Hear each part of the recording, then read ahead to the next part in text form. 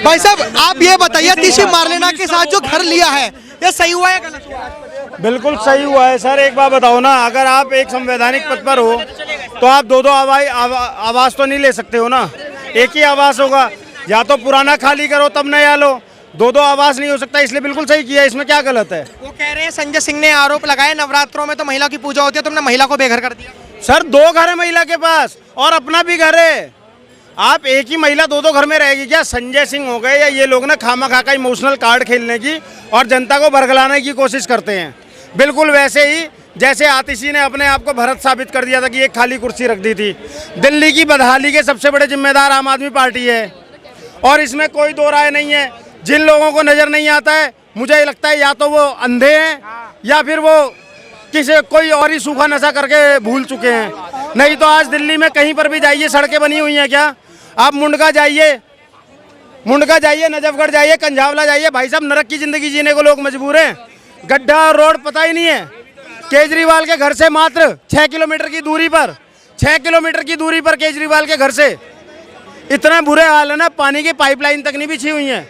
आप बात करते हो कि ऐसे वैसे होगा और अपने घर के अंदर में 8 लाख की टॉयलेट सीट बिठवाता है। मजाक चल रहा है।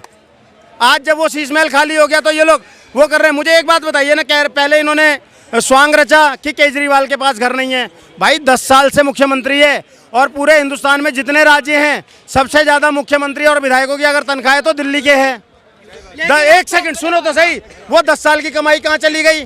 तेरा चल, मैं कह रहा हूँ तेरा ये घर ले लिया, तेरा कौशाम्बी वाला घर कहाँ चला गया? अरे इतने प्रोपेगेंडा तो मत फैलाओ। तुमने स्वांग रचा, एक शीश महल छोड़कर दूसरे महल में चले गए। अगर इतना ही था तो किसी अपने गरीब कार्यकर्ता क्या चला जाता? और तूने 10 साल की कमाई कहाँ कर दी? कहाँ गई वो 10 साल की कमाई? और तेरी पत्नी इनकम टैक्स की अधिकारी थी। उसके अलावा एक कमाई और बताता हूँ आपको, जो 30 लाख रुपए महीना उसका बेटा कमाता है, पुलकित केजरीवाल। ट्रेडमिल उसके घर में लगी हुई है, 3 ट्रेडमिल। एक ट्रेडमिल का महीने का किराया जाता था 10 लाख रुपया और वो किसी और को नहीं, उसके बेटे को देता था। कौन देती थी? दिल्ली सरकार। दिल्ली सरकार के पैसा कहाँ से आता था? हमारे टैक्स से। समझ गए? वो 30 लाख रुपए महीना लेकर भी अगर खरीदता तो आराम से एक 3 BHK मिल जाता तेरे को भाई। करोड़ सवा करोड़ में तो अच्छे से मिल जाता घर। लेकिन ये स्वांग रचना है, इनको झूठ फैलाना है और जनता को बरगलाना है। केजरीवाल ने इस्तीफा भी सिर्फ इसीलिए दिया है कि सिंपैथी में उसको वोट मिल जाए और फिर से उसकी वो हो जाए। लेकिन यहाँ पर एक विशेष बात समझने की है। केजरीवाल जब पहले जेल से आया, उसने बोला कि मुझे, अगर मैं ईमानदार हूँ तो मुझे वोट देना। दिल्ली की जनता ने क्या काम करा? 7 सीटों पे क्लीन स्वीप भाजपा जिता दी। दिल्ली की जनता ने बोला तू भ्रष्टाचारी है, जेल जा, लेकिन नहीं माना, बेल लगाता रहा। फिर आया हरियाणा में जाकर बोला मैं हरियाणा का लाल हूँ, अगर मैं ईमानदार हूँ तो मुझे वोट दो, मेरी पार्टी को जिताओ। ऐसी नौबत आई भाई साहब, कई जगह पे नोटा से भी ज़्यादा, कई जगह पर नोटा से भी कम वोट मिली है आम आदमी पार्टी को। जमानतें जब्त हुई हैं। मतलब हरियाणा का जो लाल था उसको हरियाणा ने लात मारकर बोला तू काला है, तू भ्रष्टाचारी है, तू जेल जा। अब अगर जरा सी भी नैतिकता बची हो केजरीवाल में, 2 राज्यों ने तुझे लात मार के भगा दिया, अब जाके जेल में बैठ जा। लेकिन नहीं बैठेगा, अभी भी सिंपैथी कार्ड खेल रहा है, अभी भी सिंपैथी कार्ड के तहत अपनी सरकार बनाने की जुगत में लगा हुआ है। लेकिन इस बार नहीं बनेगी। इस बार जाना तय है। जो इनका चुनाव चिन्ह झाड़ू है, उसी झाड़ू से दिल्ली की जनता इनको सकेर देगी, ये याद रखना। लेकिन एक बात बताइए कि दिल्ली में तो अरविंद केजरीवाल ने, अब तो कांग्रेस जो है, कांग्रेस ने भी आम आदमी पार्टी के साथ पल्ला झाड़ लिया है। उन्होंने ये समझ गए कि हरियाणा इलेक्शन में अरविंद केजरीवाल का बाहर आना, कांग्रेस का वोट काटना था और बीजेपी को जिताना था। अब जिस तरीके से दिल्ली विधानसभा के जो चुनाव है, एक सेकंड, आप कैसे कह सकते हो कि उसका बाहर आना कांग्रेस के वोट काटने वाली बात थी? ये कांग्रेस के लोगों ने खुद पर कई सीटों पर केजरीवाल को नोटा से भी कम वोट मिले हैं, तो वो क्या ही वोट कटुआ बनेगा। हरियाणा में आप समझिए बात को, एक वो आपने कहावत सुनिए ना, घर में नहीं दाने अम्मा चली बुझाने। तो जिसकी अपनी बिसात नहीं है, जिसकी अपनी औकात नहीं है, वो दूसरे की वोट काटेगा नहीं। हरियाणा के अंदर में कांग्रेस जो चुनाव हारी है, उसके मूलभूत 3-4 कारण हैं जो उनको समझना पड़ेगा। वो नहीं समझना चाहते हैं। दलित नेत्री उनके पार्टी की, खुद की अपनी पार्टी की दलित नेत्री सबसे बड़ी शैलजा कुमारी, उनको गालियां बकी गई। चुनाव वोटिंग से 2 दिन पहले मात्र कांग्रेस की सभा में एक दलित महिला के ब्रेस्ट पर हाथ लगाने की कोशिश की गई और उसको किसी ने भी कंडेम नहीं किया। आपको क्या लगता है जनता आंख पर पट्टी बांध कर बैठी हुई है?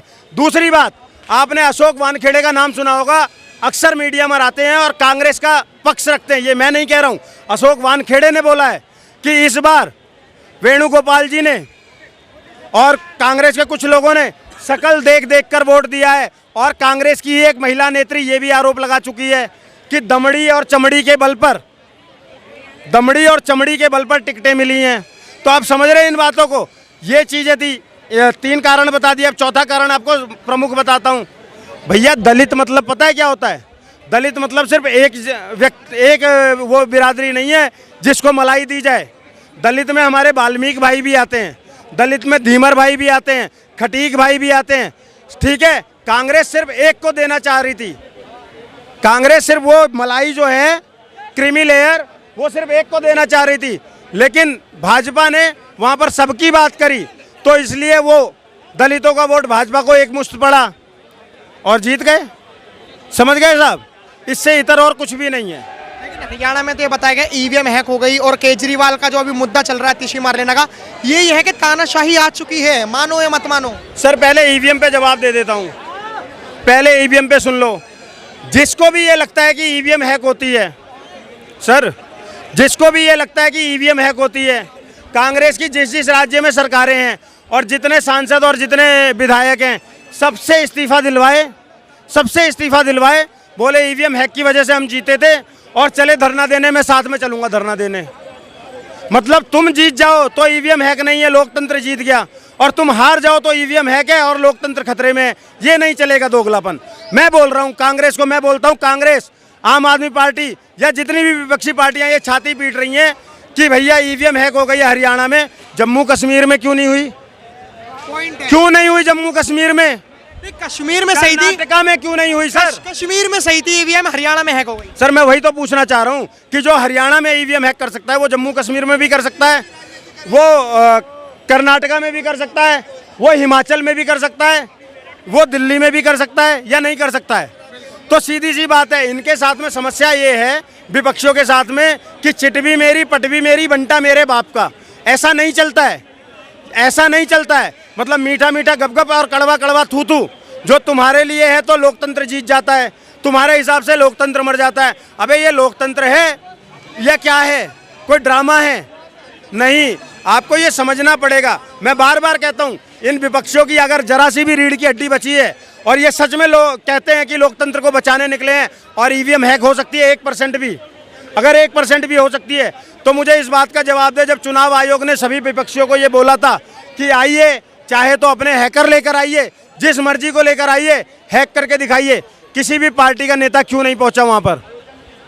मुझे इस बात का जवाब दे दो। दूसरी बात, मैं बार बार एक बात बोल रहा हूं, अगर ईवीएम हैक लगती है तुम्हें तो पहले अपने विधायक और सांसदों की सदस्यता को रद्द कराओ, उनका जो पेंशन मिलेगी उसको रद्द कराओ, और उसके बाद चलो धरना देने मोदी के खिलाफ मैं दूंगा। लेकिन तुम ऐसे करोगे कि नहीं, मलाई भी खाओगे और ईवीएम को भी गरियाओगे, ये दोगलापन अब जनता समझ चुकी है, अब नहीं होगा।